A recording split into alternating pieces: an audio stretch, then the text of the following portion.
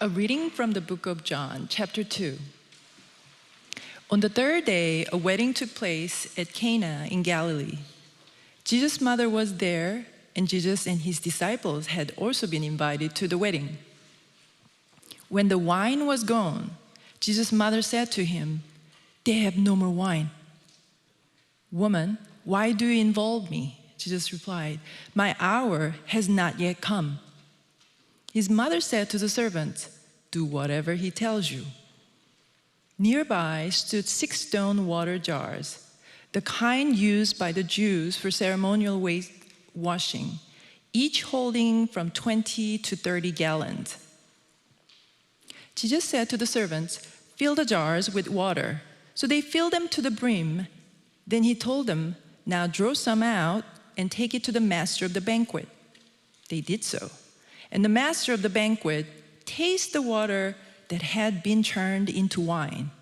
He did not realize where it had come from, though the servants who had drawn the water knew.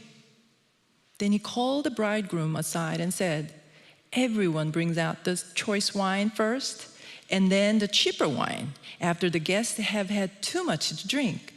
But you have saved the best till now."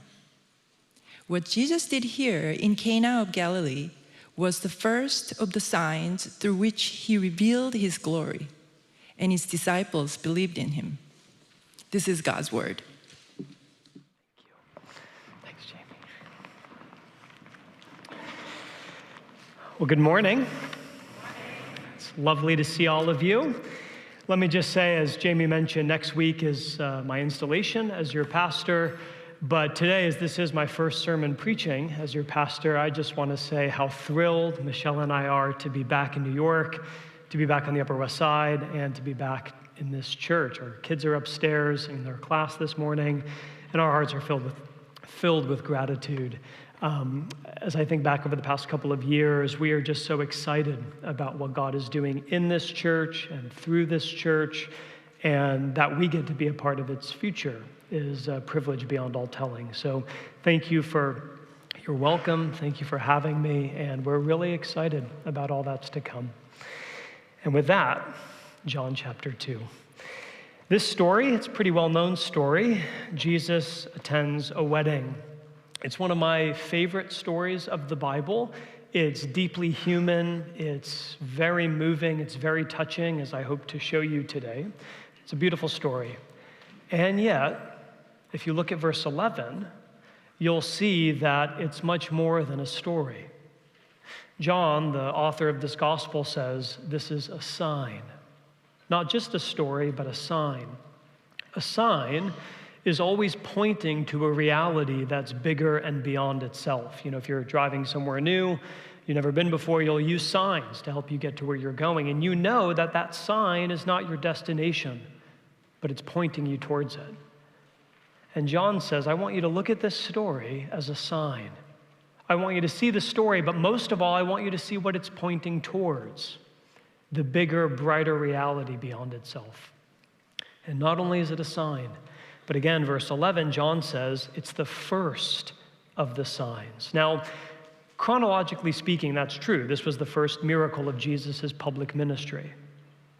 But the word first in Greek, which is the language the New Testament was written in, that word is arche. It's where we get our word archetype. John is saying this is the archetype sign. This is the pattern sign. This is the sign that if you see it, it's going to give you a window or a key into everything that Jesus came into the world to do, everything that he's about. This is the pattern sign. Everything that Jesus' ministry would unfold in is prefigured here. And so that's how I want to look at the story with you this morning. This archetype sign. This sign tells us what you need, what Jesus gives, how he'll give it, and how you can respond to what Jesus gives. So it's a sign first of what you need, what Jesus will give, how he'll give it, and how you can respond. Let's take a look. First, it's a sign about what you need. Now, Jesus is there at his wedding, He's there with his disciples, and a catering crisis emerges. Verse 3, when the wine was gone. Now, in the tradition of the first century weddings, it was the groom's responsibility to make sure that there was enough wine for this wedding, the groom's job. And we don't know why the wine ran out, we just know that it did. At this wedding, the wine is gone. And this story is a sign. Throughout the Bible, wine is an image or it's a symbol of joy, of happiness. Psalm 104 and verse 15 says that God has given to humanity wine to gladden the human heart. Not wine to be drunk in excess, but wine is a symbol of life together, of celebration, of feasting. Wine is a symbol of happiness and joy. And so, that's the first way that this story is a sign that sooner or later, the wine runs out. What you need, what I need, is joy to last, but actually, often in our lives, happiness and joy is elusive. Now, it's not a very controversial statement to say that everyone in this room, everyone in our city is craving after joy. And I don't just mean giddiness or having a good time. I mean the kind of joy that feels like gratitude in your soul. The kind of joy that fills you with a wholeness and a sort of thankfulness. A kind of joy that's with you no matter what. Everyone is looking for that. Blaise Pascal in the 17th century put it this way: everyone seeks happiness. This is without exception. Whatever different means you employ, you're all working towards this end. The will never takes the least step, but to that object. Or, writing from a very different perspective, Sigmund Freud, 20th century, says, what do people demand out of life and wish to achieve? He says the answer can hardly be in doubt. Humans strive after happiness. They want to become happy and to remain so. A couple of weeks ago in the Times, there was an article by Jessica Gross titled, "Are We Happy Yet?" And in the article, she was pointing out that never before has there been many tools and apps and resources to help you measure, track, and optimize your happiness. But she points out in the article that doing so has actually made us more miserable. She says, the frenzied and overstuffed marketplace of happiness optimization will never be able to fix the fundamentals of the human condition. A couple of days ago, I was walking on Broadway. I walked by a hair salon, and just in front, there was a sign that said, "Happiness is a good hair day." And I thought to myself, I sure hope there's another way. Theologians, psychologists, journalists, and hairstylists agree. You want to be happy. And you've had moments, haven't you? In your life, there have been seasons or times or events in which you were so happy you felt like your heart would burst. And those moments are wonderful, but they're elusive. They fade. The wine is there and then it's gone. That well of joy will run dry. And you know, many of you came to New York because you thought here you would find your wine. Some of you came very recently for that purpose. And many of you, you got the job and you met that person and you got in with that crowd of people and you made the money and you got the family and all your dreams came true. And then that sinking feeling came that you still weren't happy. The wine was running out. And you notice in verse 3 of the passage, John, the author, says, when the wine was gone. He's just reporting it so matter-of-factly. I mean, this was a major crisis at this wedding. And John just says, when the wine was gone. It's almost like he expected it to happen, because this is what always happens. Anytime and every time you locate your deepest happiness and joy in anything other than God, that wine will run out. And it's not because those things are bad. Many of the things we look to in life are really good things, but they're just too small. They can't satisfy that longing in your heart. That's why C.S. Lewis, in one of his most famous quotes, put it this way: the books or the music in which we thought the beauty or joy was located will betray us if we trust to them. It was not in them. It only came through them. You see, these things, the beauty, the memory of our own past, they're good images of what we really want, but if they are mistaken for the thing itself, they turn into dumb idols, and they break the hearts of their worshipers.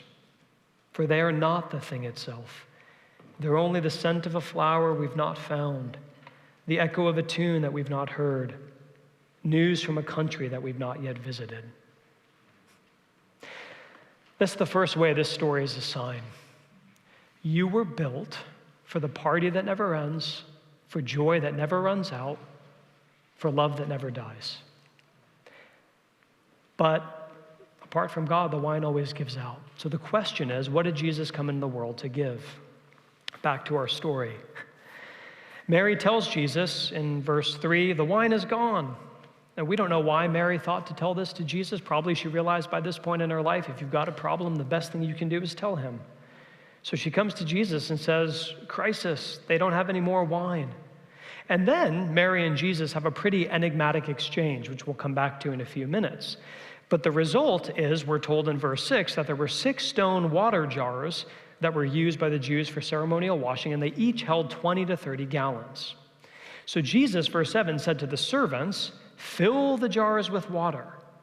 So they filled them to the brim. And then he says, take some out, bring it to the master of the banquet. Completely unspectacularly, Jesus does a miracle. And the jars that were filled with water are turned into wine. Now, if you're doing the math, 6 jars, 20 to 30 gallons apiece, we're talking around 150 gallons of wine. That's an enormous amount of wine. And if you come down to verse 10, when the master of the banquet tastes the wine that used to be water, the master of the banquet says to the groom, you've saved the best till now. Do you see what's happening? This story is a sign. What do you need? Joy that doesn't run dry. Wine's a symbol of joy. And what kind of wine does Jesus make? Wine that is in both quantity and quality vastly superior to anything else. And that's what Jesus came in the world to give. Joy or wholeness in your life that is vastly superior to anything that you can find anywhere else. Now again, this story is a sign. It's an archetype. And what I want to do for just a moment is give you what you might call a biblical theology of Christian joy. What does the Bible say about Christian joy? I'm only going to scratch the surface today, but we have more time. What does the Bible say about Christian joy? Why is it in quantity and quality vastly superior to anything else you can find? First reason, the joy that Jesus gives, it's non-circumstantial. Psalm 16 says that in God's presence is fullness of joy. If your joy, if the thing that makes you most happy in life is something you can lose or something that can change, then your joy is very circumstantial. And not only might you lose it, but you'll often find yourself anxious about losing it. But what if your joy, your deepest joy, is in God? Not only is He unchanging, but even the hardest things in your life are only going to plunge you further into Him. That's a non-circumstantial, solid kind of joy. Not only is it non-circumstantial, but we can also say the joy of Jesus, it's enduring. Life is very hard. Many of you right now are experiencing life like a storm crashing down upon you. And the kind of joy that you need is a joy that can endure, that can weather the storm. Psalm 30 says, weeping may last for the night, but joy will come in the morning. It doesn't say that weeping will last for the night, and sometimes joy comes in the morning. As sure as the sun rises, joy is coming for the people of God.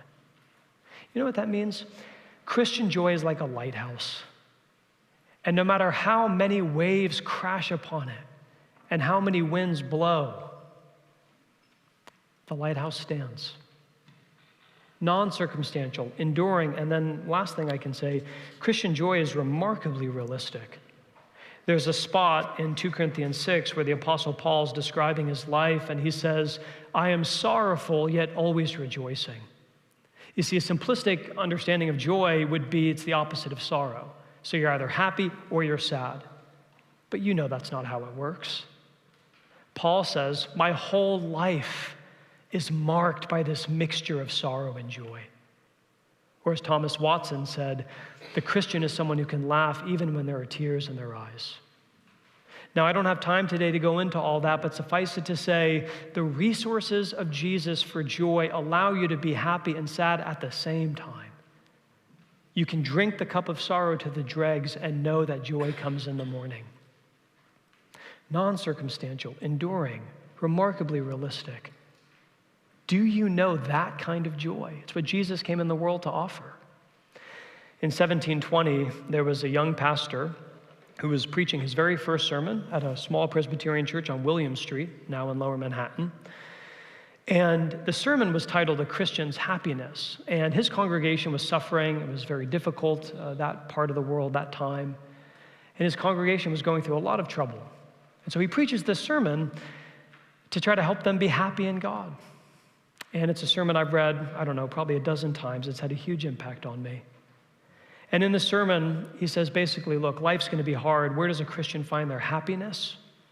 He says, first, a Christian is happy because no worldly evils can ever do you any real hurt. Second, because of the spiritual privileges and advantage, the joys and the satisfactions that you actually get while you're in this life. And then third, because of the joyful hope and the assured expectation of the enjoyment of the completion of happiness eternally hereafter. It's a little wordy. Another pastor summarized all of that like this. Why is a Christian happy? Because the bad things can't really hurt you. You'll never lose your good things, and the very best things are yet to come. That's the foundation of Christian happiness. That's what Jesus came in the world to give. To inaugurate the party that will never end, love that will never die, joy that goes on forever. Do you know anything of this joy? Do you know anything of this kind of heart gladness that is with you even when the worst is descending upon you? You can. We have to see next how Jesus gives this joy. Let's go to verses 3 and 4. This is that enigmatic exchange that Jesus has with Mary. So she comes to him and says, "The wine is gone." In verse 4, Jesus replies and he says, "Woman," which was much more respectful than it sounds. It's like, "Ma'am." Ma'am, a little distant for your mom, but "why do you involve me? My hour has not yet come." Very odd. Here's what's happening. She comes and says, "Can you believe it? They're out of wine."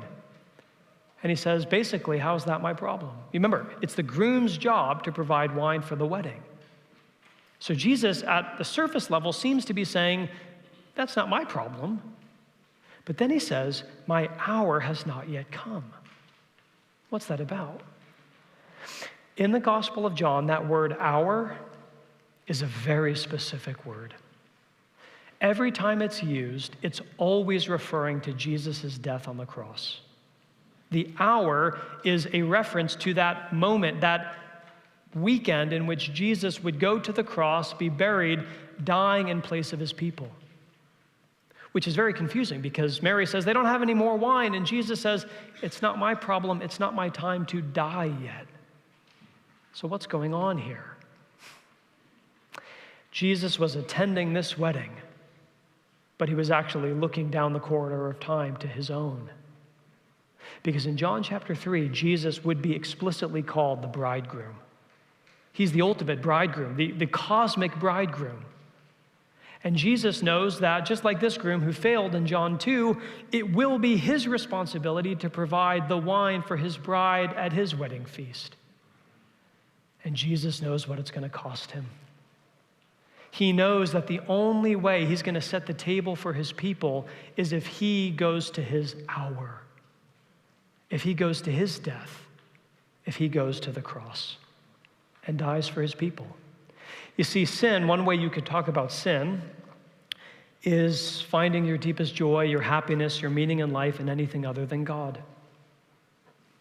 And that'll crush your soul. There's this God-shaped hole in your heart, and everything else will leave you longing, and everything else will crush you. Only God can fill it. And Jesus knew that.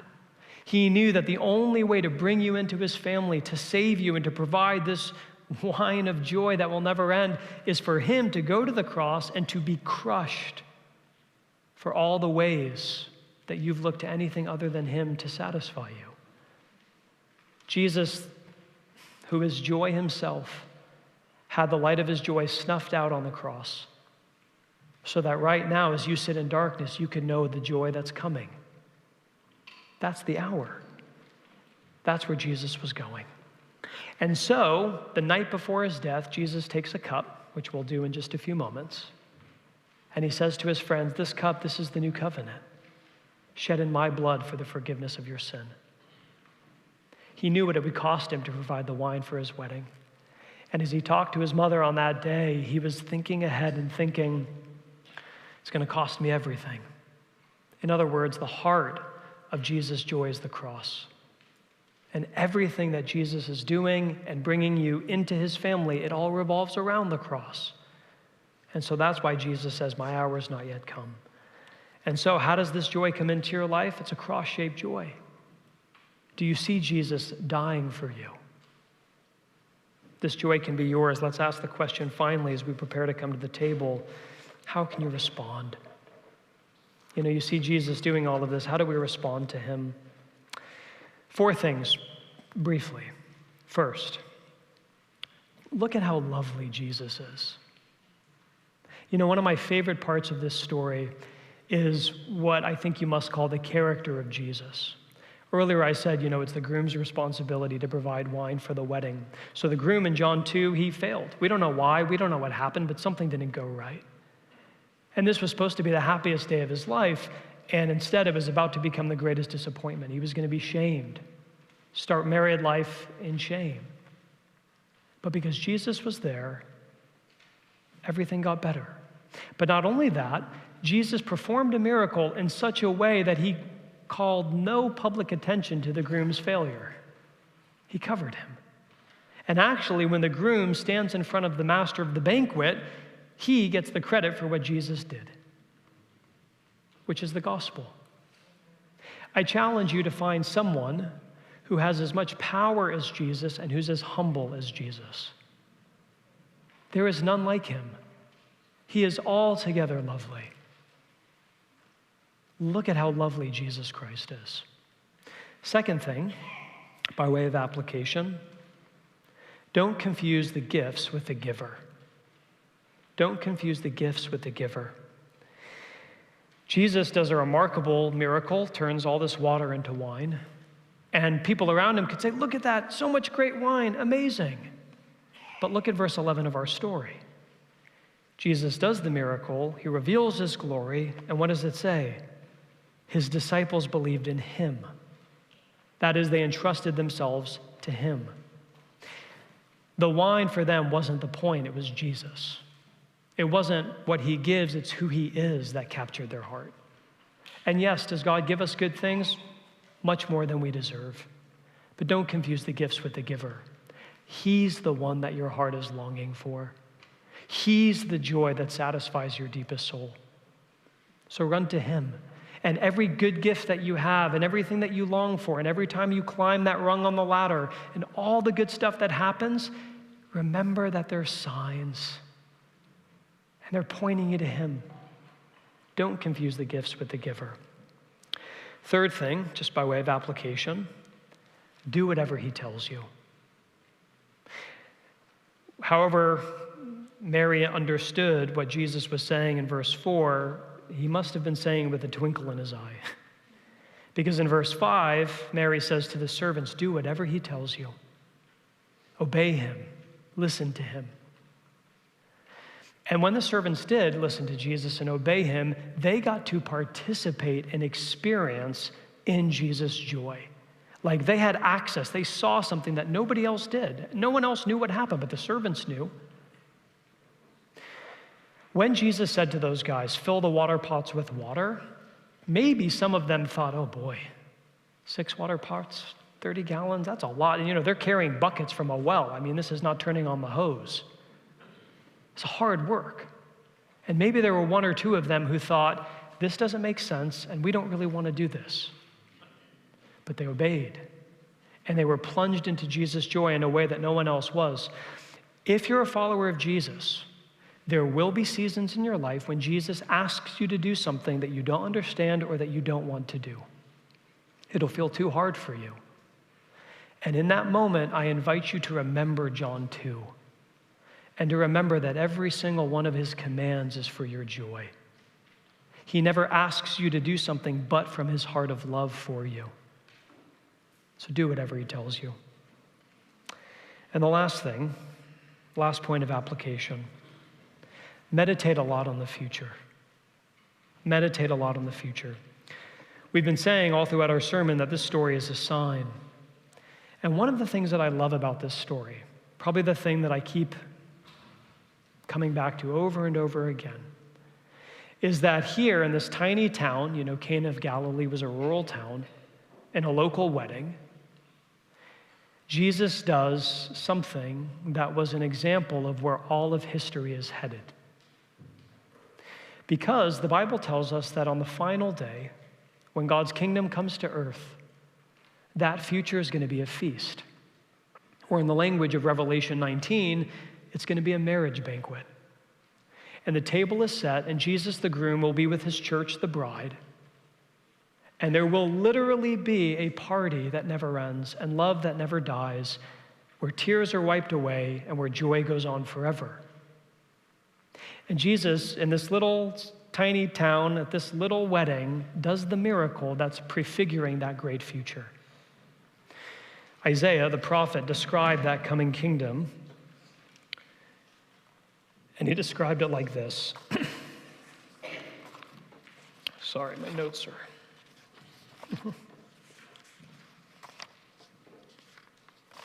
It'll be here on the screen.